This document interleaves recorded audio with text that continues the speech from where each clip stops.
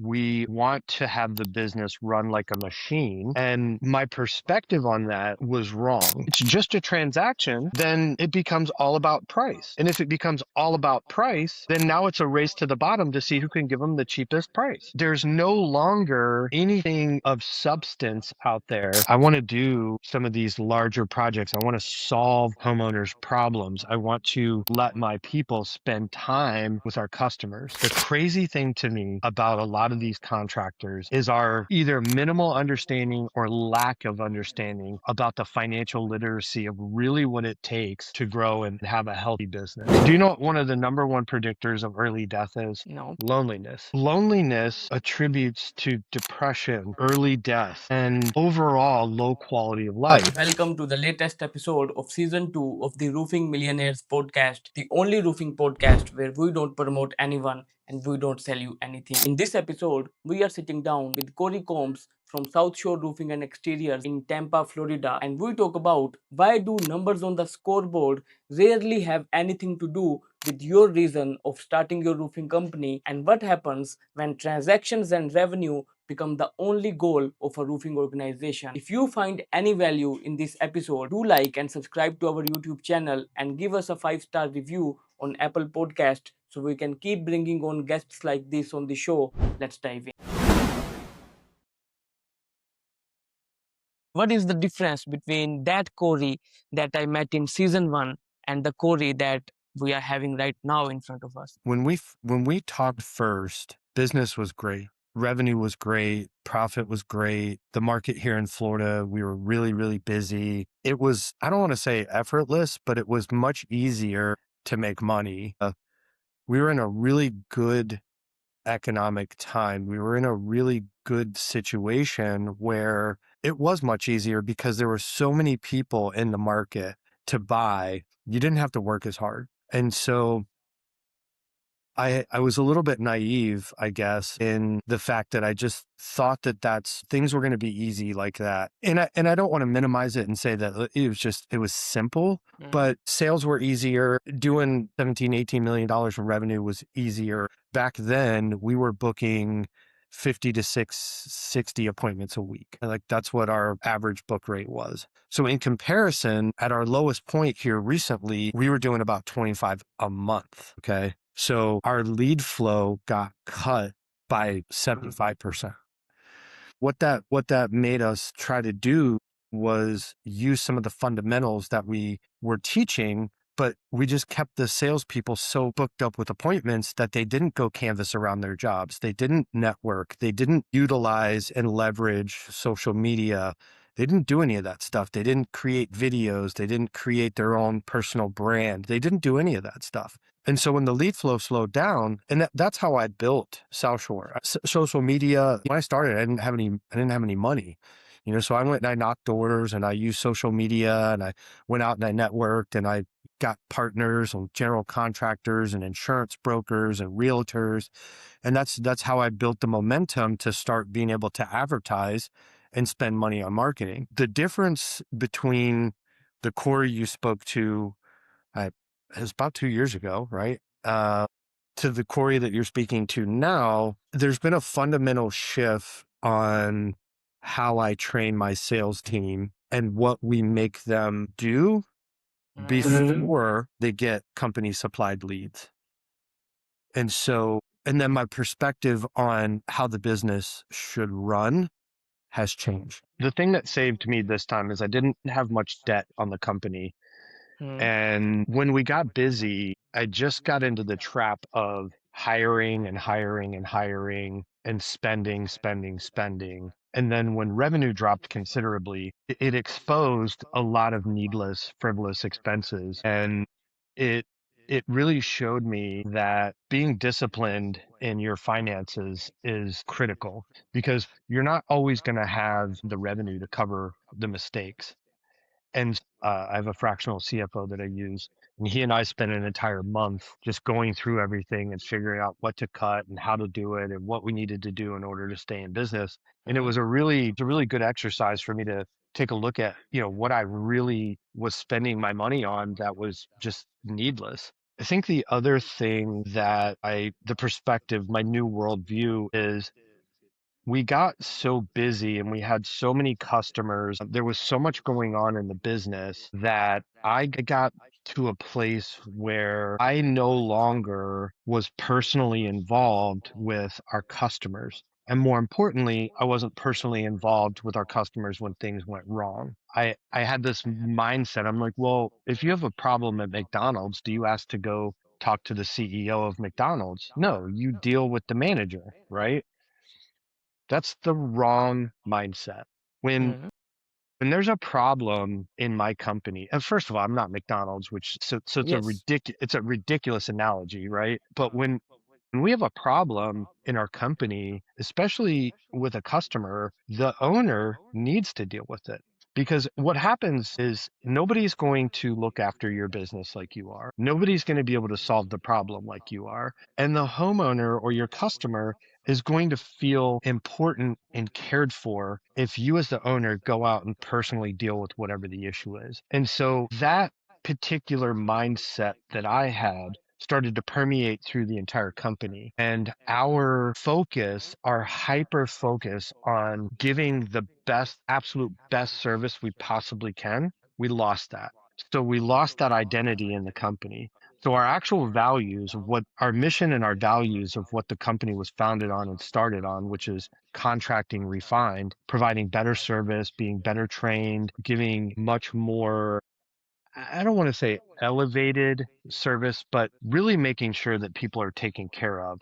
We kind of lost that identity. It was about churn and burn, bring in money, drive revenue, drive revenue.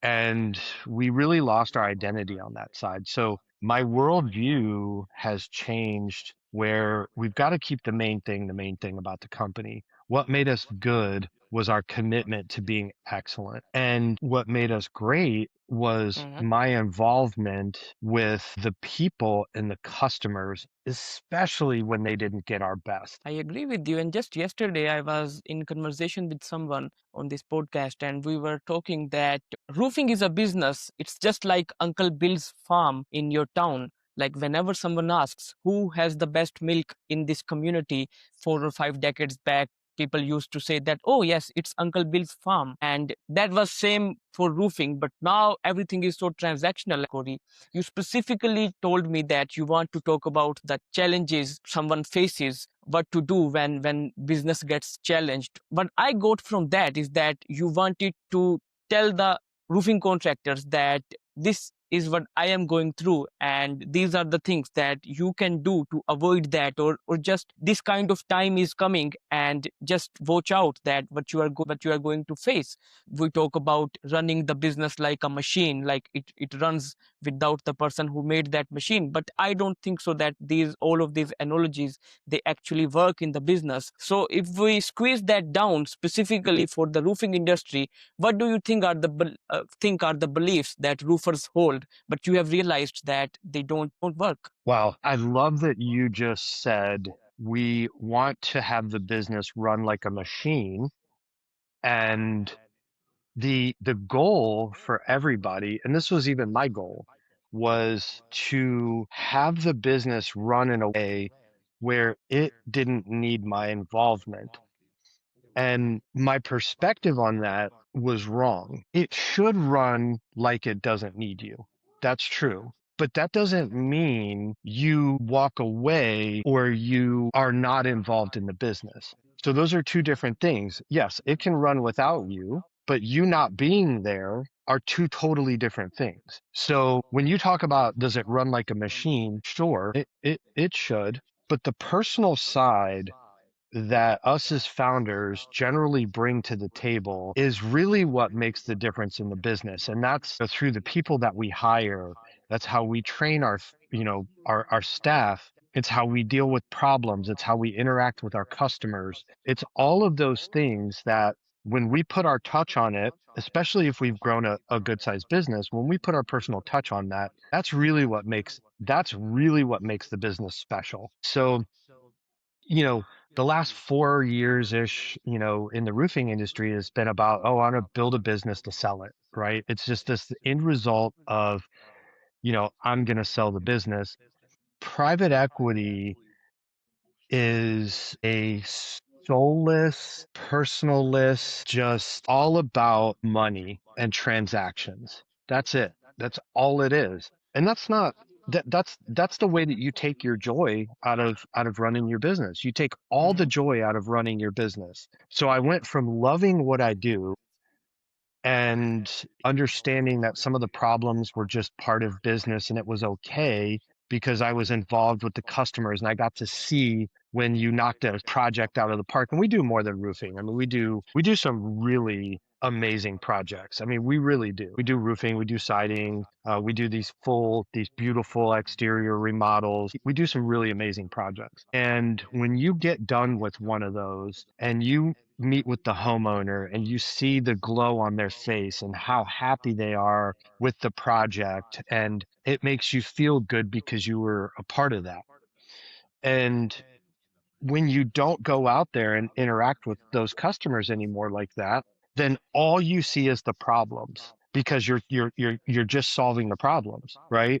And then when you're just solving the problems, now it seems like that's all that happens. And then you get frustrated and burned out and all of that stuff that happens when you take yourself out of the elements of the business that are really important, which is your customers and your customer interaction. And so, um, I think that's been the biggest fundamental shift that I've had is yes, I want the business to operate without me. I do. But I need to stay involved in a fundamental level so that we keep our culture, we keep our main goal, which is to give people a level of service that nobody else is going to give them and to care for our customers. Because if we don't, and we don't have those high standards, then what are we really doing? We're just like everybody else. And so, I think that's been the biggest change over the last few years is I've really understood that the people that work for me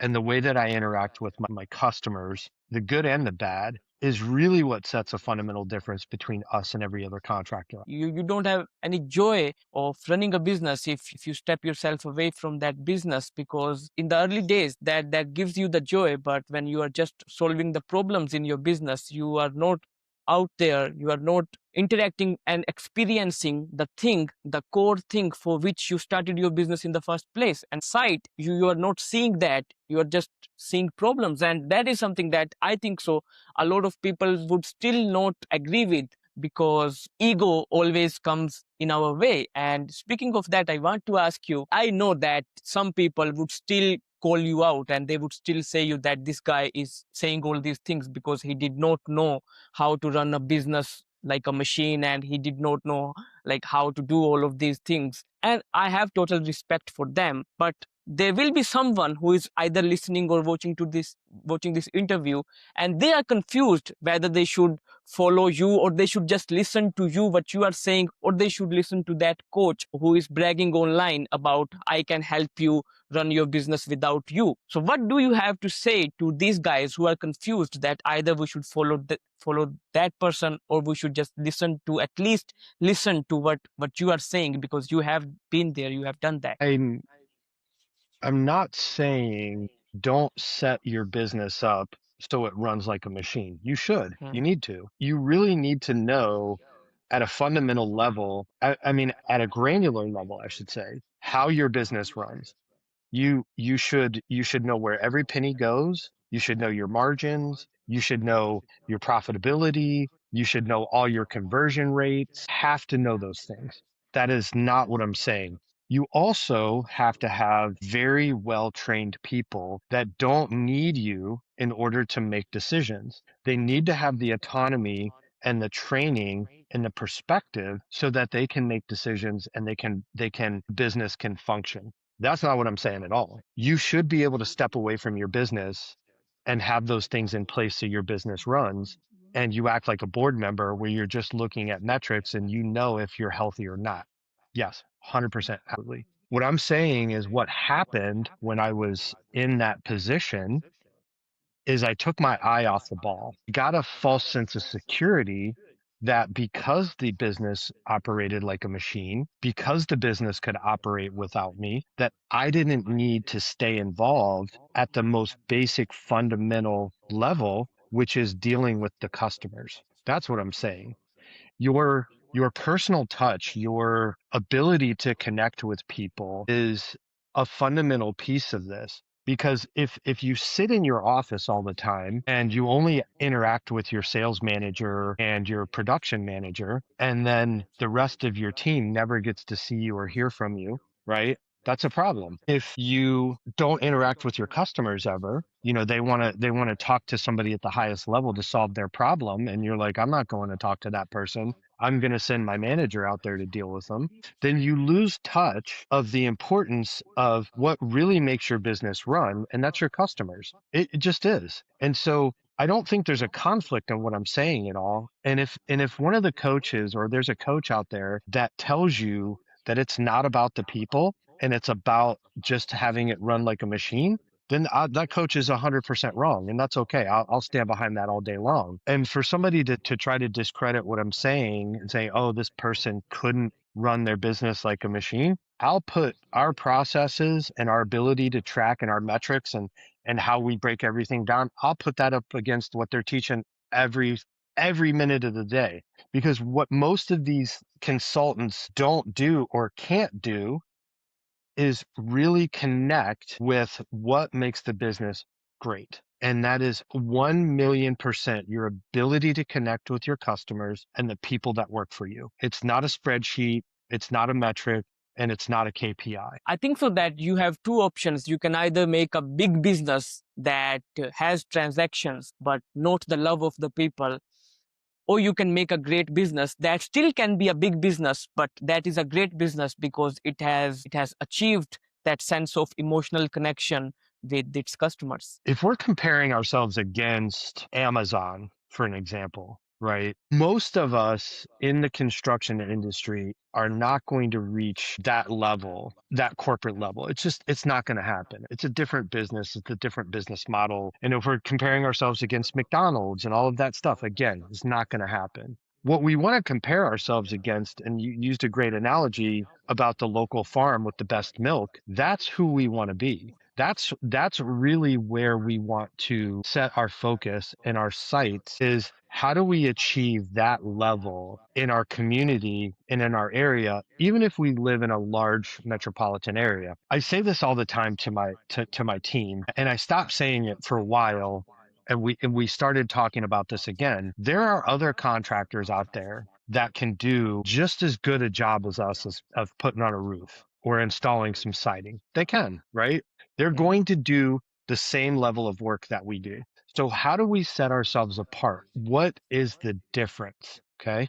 I mean, it's the little things. It's the level of service. It's the personal touches. It's the way that we interact with our customers. It's the way that we talk to them. It's the way that we care for them. It's those intangible things that people don't see on a spreadsheet that are really going to set us apart with how we interact with our customers. And I know this to be true because when we first opened, the second year in business, like, we really kind of hit our stride. And then the third year in business, we were doing so well. If you look at the way that the reviews were written Mhm. in our third year in business, I mean, people would take the time to write these super long reviews, and they'd be like, from when, Jennifer answered the phone to when my salesman Josh went out, and the way that he took his time with us and explained everything and really made us feel comfortable. And then the project manager David came out, introduced himself, was really attentive, really cared for our needs, answered all of our questions, was always available. And then when the job closed out, the crew was amazing. They were super clean. They were super friendly. And just all the way through the process, they just named everybody that they dealt with and how they made them feel and how they felt like, just that the interaction, they were the most important customer on the planet. And then you go another 2 years and you see we got 5-star reviews like, hey, everything went great. The people were fantastic. Highly recommend. Very impersonable, just, good reviews, but just impersonal. What's the difference? I'm going to ask you, what do you think the difference was? The difference is that I think so that there was care and connection that people felt in the third year. And no matter what you say about automations and AI and everything, incorporating tech into your business, I'm not against that. But when you take that human element out of your business, that there are unseen Yes. forces in this world that people can sense intuition. I would put it together like this. When you take that out, that care out of your business, the homeowner, or whether you are in B2B, the business owner, they can sense that, and now you are transferring that same frequency to that person. And if you are using automations for everything, if you have taken out the human element out, that other person, they wouldn't care or give a damn about your reviews and your business and giving you feedback as well. I think so that this is what happened. In plain terms, and it just becomes a transaction. That's Yes. it. And so it's just a transaction, then it becomes all about price. And if it becomes all about price, then now it's a race to the bottom to see who can give them the cheapest price. There's no longer anything of substance out there that sets you apart from everybody else. You use the word intuition, which I love. I love that word because we train on this a lot with the sales team.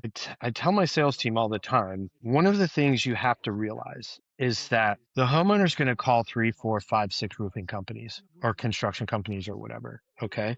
We're the sixth, and 5 of them are going to act in a certain way, which is pretty transactional. We're going to act completely different by the way that we talk to them, the questions we ask, the way that we do our presentations, all of these different things.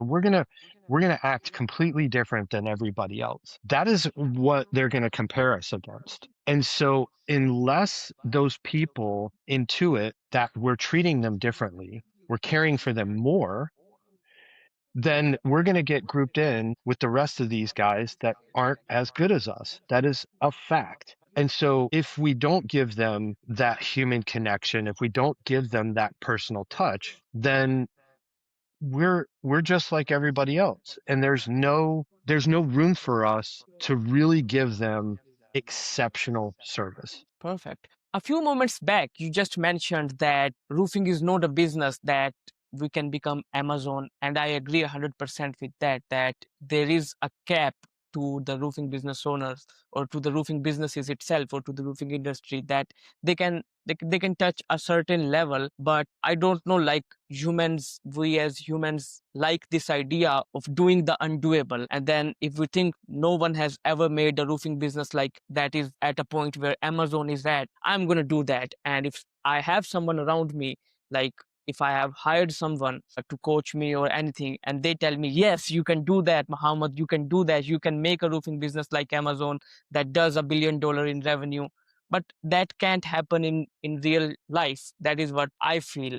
Now, why I am bringing this point again is that if you and I sit down together, Corey, and if we write all the variables on a spreadsheet or on a paper, and we write down everything with pure logics on that paper, and then we execute that plan about our business, that this is our way to get to that $100 million or that $500 million target that we want to achieve in the next 10 years. After 10 years, we still might not be able to achieve that, because there are again these unseen forces in this world. And although we have done everything logically here in this spreadsheet, but the world operates on psychologics. What has changed in your view about having a clear purpose right from the beginning?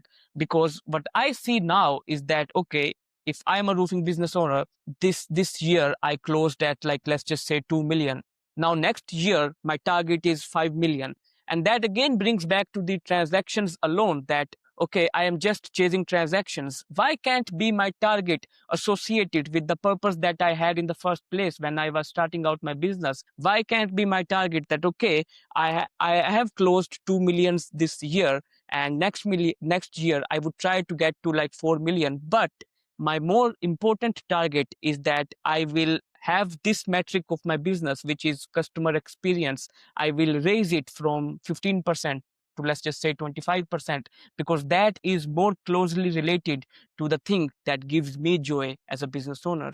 How can we bring that back? Man, you literally just described my journey, which was I started out with, I didn't have a clear picture of what I actually wanted to accomplish. All right. The only thing that I knew when I started my business, I didn't want to continue to work for somebody else. I've been in the construction industry for 30 years and I didn't want to work for somebody else because it always inevitably ended up that I've always been a good producer. I've always been a good employee, all of that stuff. I got tired of doing it for somebody else. I had a friend that I worked with.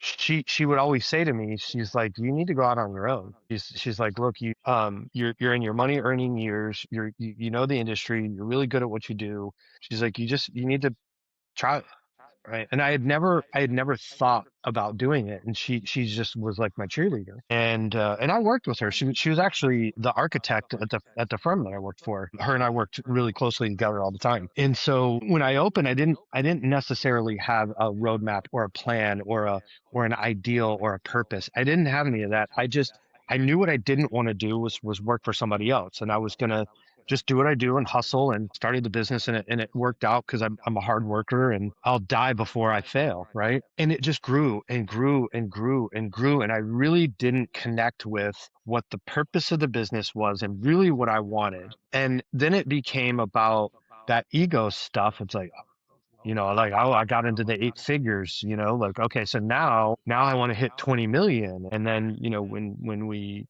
in 23, 2023, when we hit, 22 million, I'm like, oh, this is okay. This is great. And then it became about like, okay, so now there's this, invisible, number that I have to hit every year now because I got there, right? Like I got there. And now it's like, okay, well, I got to keep hitting this 20 million, right? It's unacceptable to me if we don't get there. And then 24, we dipped and we only hit like 17. And I was like, oh, this is not good. And then 25, we dipped again and we only hit 15 in 2025. And and the only reason we hit 15 in 2025 is because in the end of 2024, we had two hurricanes hit, and we just had this just unbelievable amount of work. So we really front loaded 2025, the first half of 2025. Um, I think we did most of it, somewhere around, 8 or 9 of it, maybe even 10 of it in the beginning of 2025. And then the rest of 2025 sucked. In June, it's like somebody turned a faucet off. It was weird. So to bring this back to your question, I didn't really have a purpose or a goal. And I never really sat out and thought about like, what do I want out of this company? What do I want out of this business? Until recently, until the end of 2025, where I was about to sell. I had a really good deal with the buyer, and we did our due diligence. We had a contract signed on the business, and that fell apart. And because they saw the trend was going in the wrong direction, in terms of revenue and profitability and all of that stuff. And so that deal fell apart. And then my sales team fell apart because they no longer had, 10, 12, 15 appointments on their calendar every week. So they didn't really have to work super hard on follow up and closing and all of that. And so the sales team fell apart. And because the sales team fell apart, our revenue numbers plummeted. And then I was faced with um, a real dilemma, because for the first time of being in business, I'm having a serious cash flow problem. And now I've got to lay people off. I've got to cut expenses. I've got to make all these hard choices. And in the midst of that, I had to keep asking myself, what do I really want? What do I really want from this business? And I have a coach, and it's not a business coach. It's not a marketing coach. It's a personal coach. We're working on, who I am as a human being, as a man, as a business owner, as a leader, as a husband. We're working through all of those things because in order for me to know what I want from my business, I have to know what I want from myself as a person and who I want to be. And then that identity goes into my business.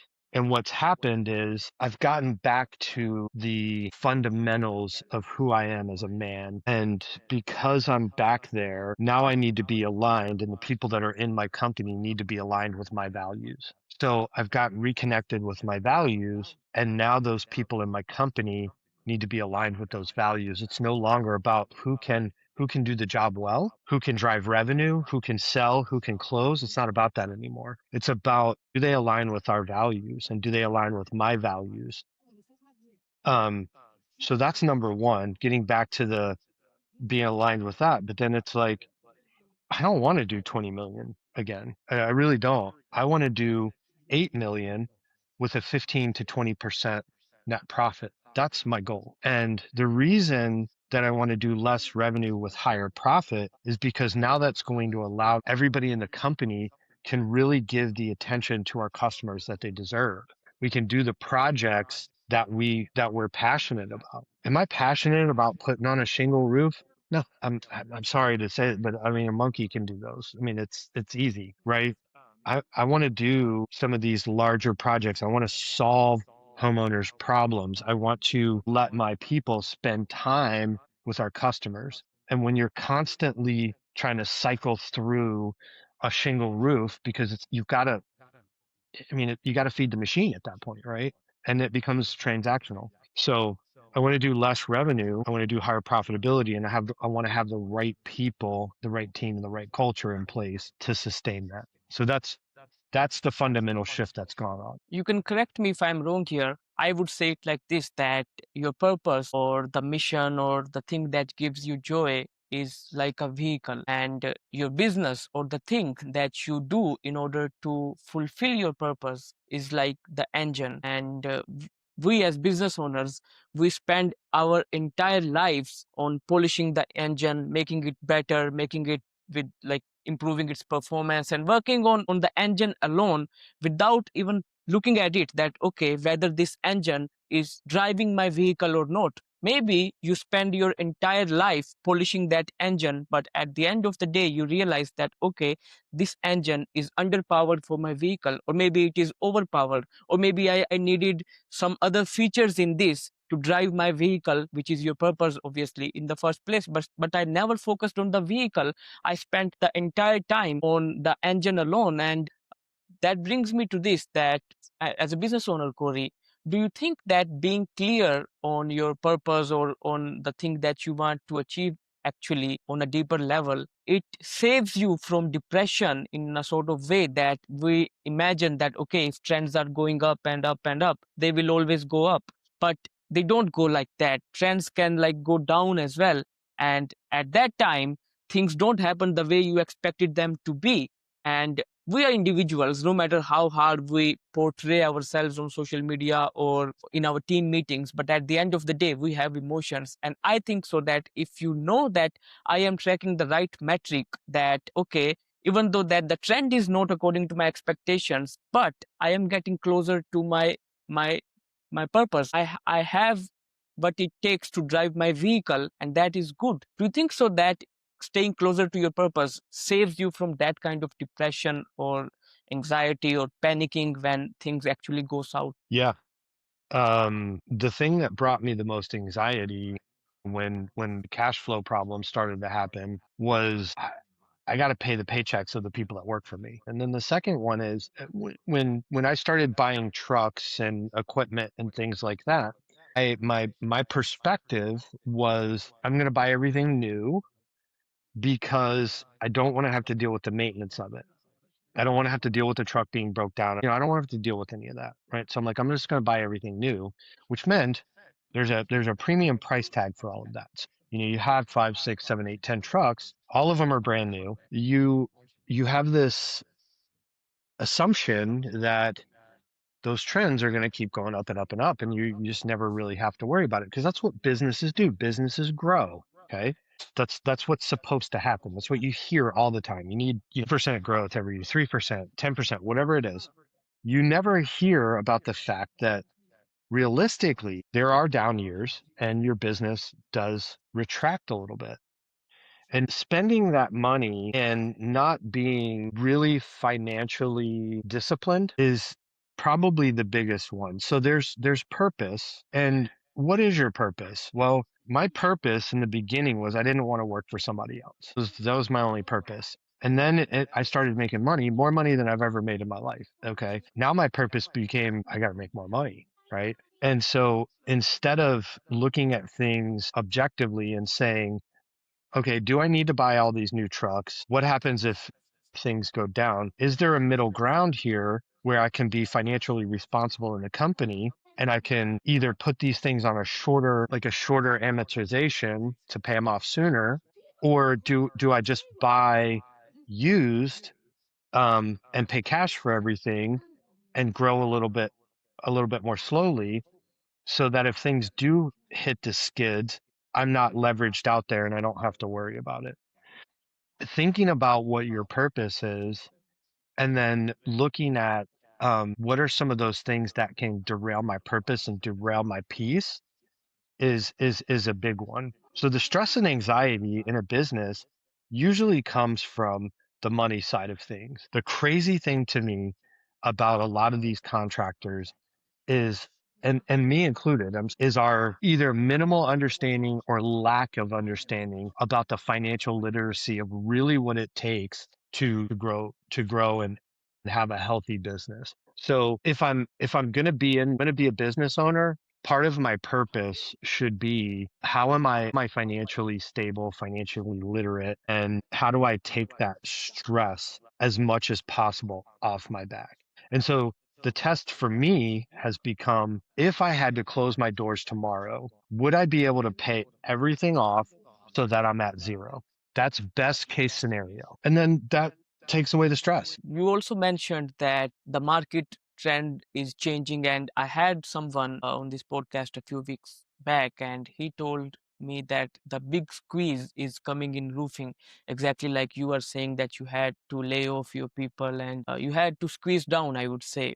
Then, just in the last episode, I had someone who said that you can still grow in this era by going back to the basics. And I think so that both these statements are correlated. But I do want to know that what do you think is the future of the market seeing the current situation of the world, and how can a roofing contractor prepare for that financially, emotionally, and operationally? When you invest, any smart investor will tell you there's one fundamental principle to investing.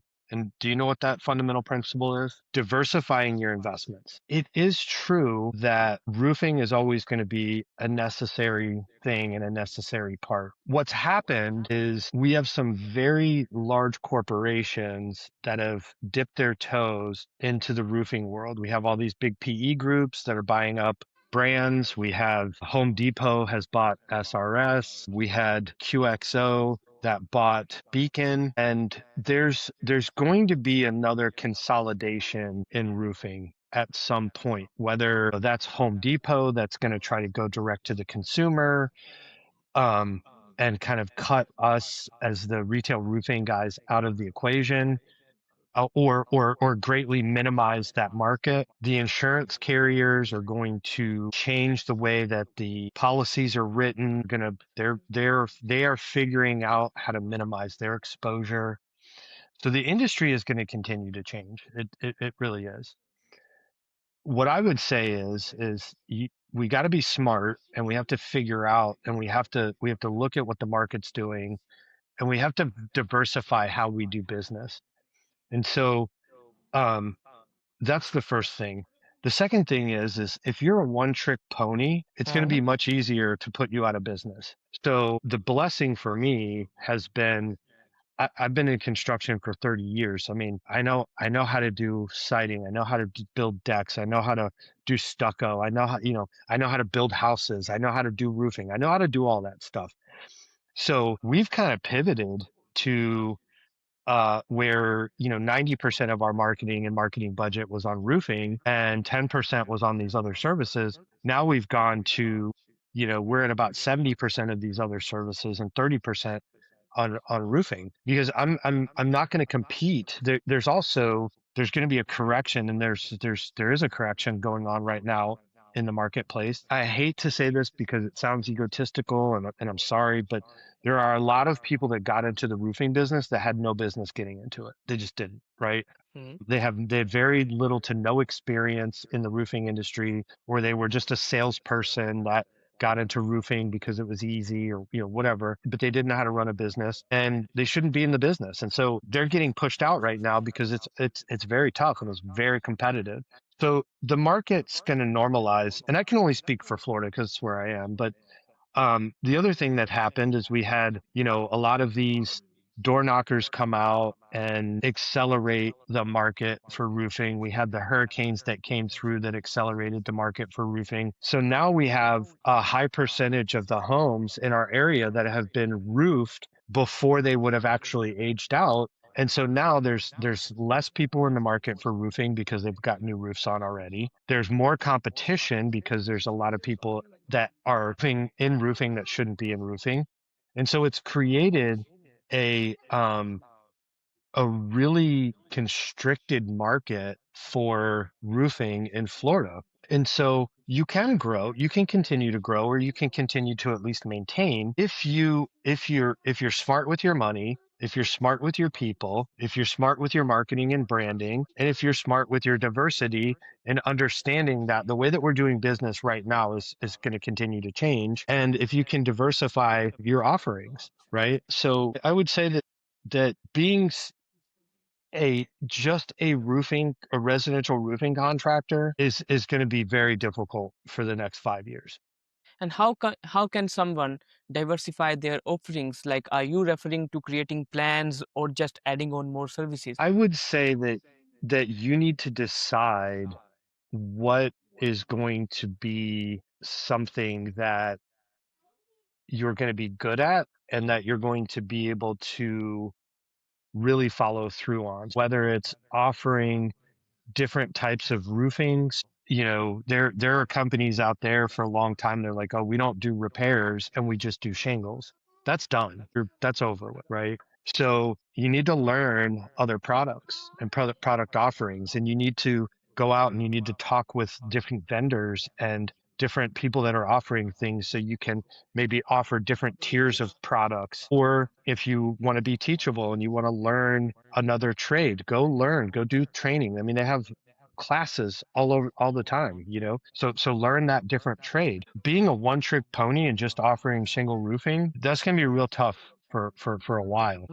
So stay teachable and figure out what it is that you can offer your clients and Hmm. what the market's looking for, and learn that and do that. You mentioned that you need to be smart, and you also mentioned somewhere in the interview that you cannot be the cheapest guy, but you can be affordable, or you can charge premium. I would say not ultra luxury premium, but just like way above the cheapest guy by delivering exceptional customer service. And I still remember a few months back we sat down and you said that customers are not ready to spend more or spend premium on a roof. And I think so that maybe you have learned something, or like you have explored something new about that. So what is your take on the consumer side of behavior, like the behaviors of the homeowners in the market right now? Like, are they ready to work with someone who gives a better service but charges a premium price? And by a premium price, I don't mean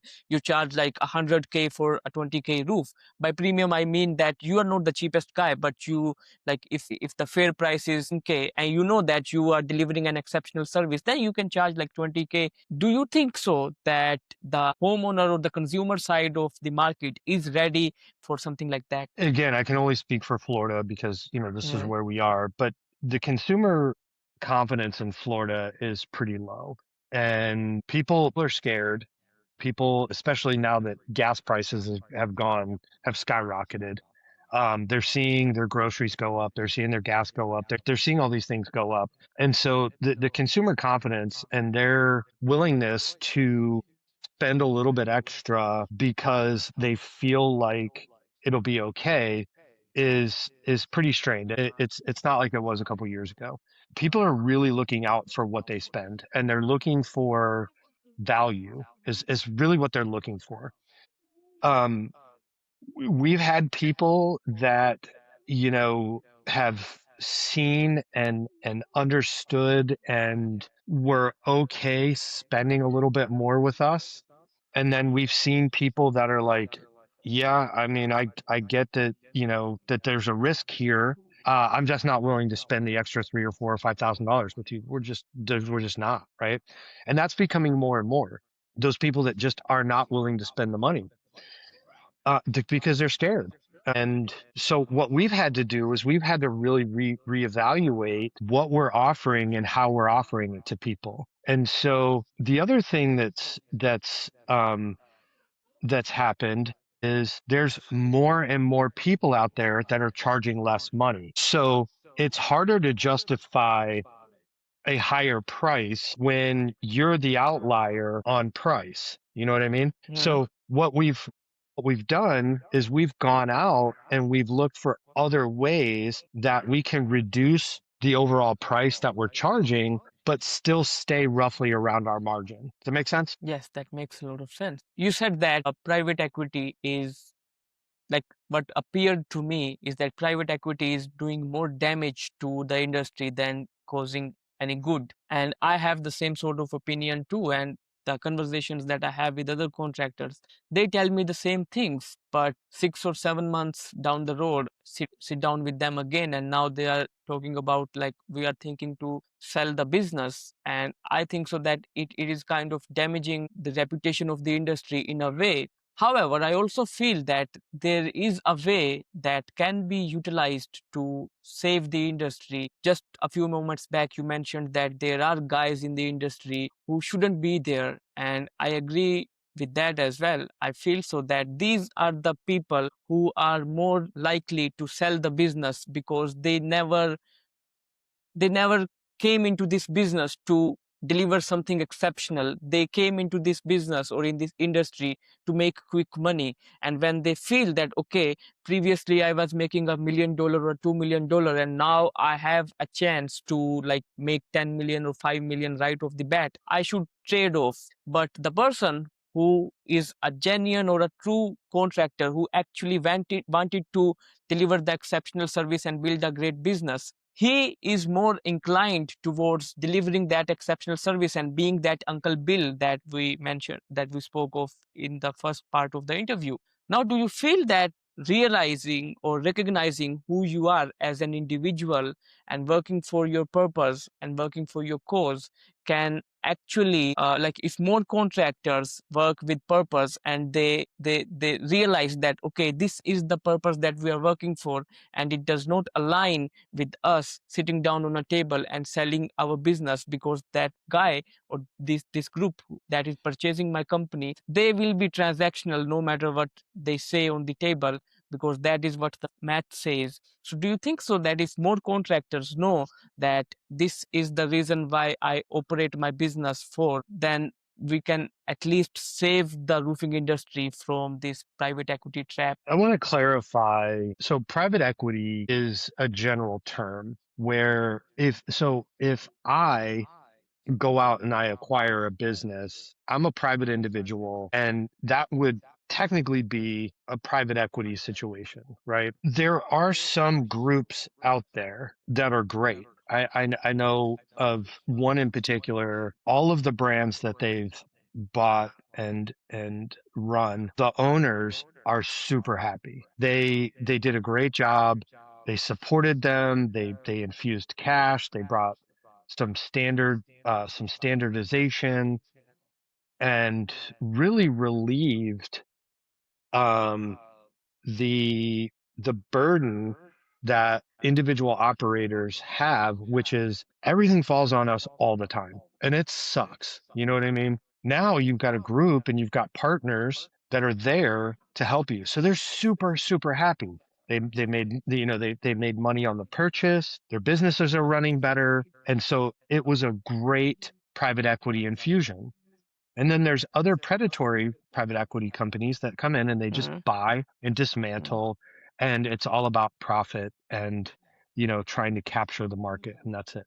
There's a delineation I think that needs to be made between those groups and the groups that actually have done some good for the industry. In my view, I think that private equity coming into the industry was just one piece of the puzzle that's going to help repair or at least bring some sort of cohesion to the industry that was really kind of the wild west and super fractured.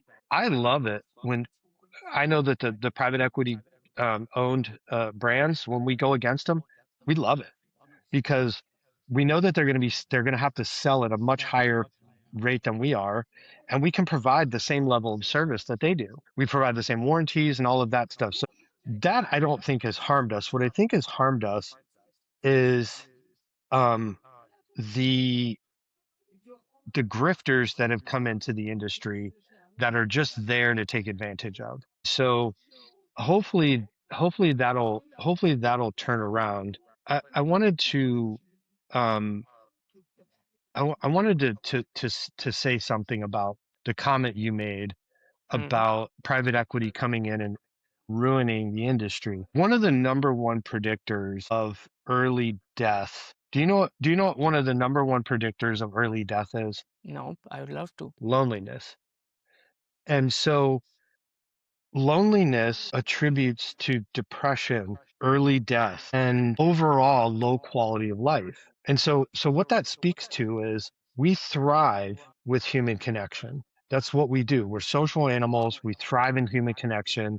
And I think our purpose as people in this industry that have done well is to help either the people that are in it now or the people that are going to get in it, help them to understand that this is a people business and it has to stay a people business and it's always going to be a people business.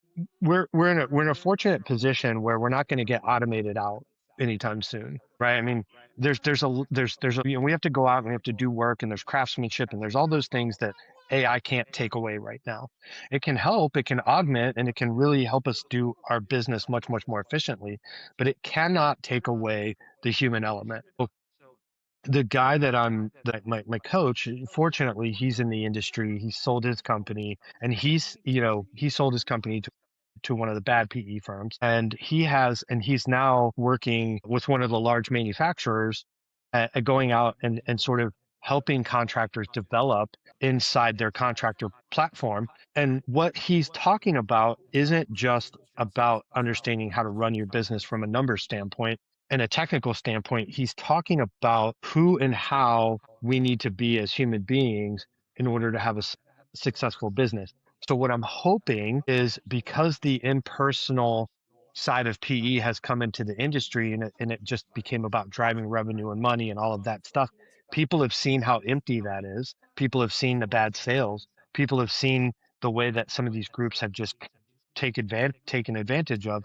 We might get to a place now where more of us are speaking up about this, and there's going to be a subset of this industry that's going to be hyper focused on what I would consider to be the right things. And I don't know that that would have happened without the way that PE has come in and pillaged the industry. So my last question to you is, Corey, that what is the version of Corey that you feel will come out of this chapter that you are now writing? I think I'll stay more plugged into the things that actually matter, which is the relationship with my wife, who I am as a man, as a human being, and making sure I stay true to those values and take care of myself on that end. Hire the right people in my company and not based on competency, but do they align with our values and my values? And be Mm. less focused on driving revenue and growing because that's a trap.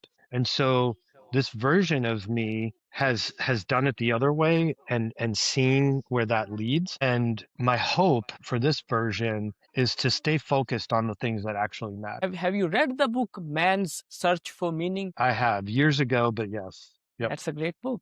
It's a Okay, great book. yes, I wish you the best, Corey, and thank you so much for taking your time out and having this conversation with me. I really pray that whatever you are trying to achieve, it just happens and it fills your business and your family and your relationships with joy. and you just enjoy the true colors of success and have a great year ahead. Thank you for your time again. Have a great day. Thank you.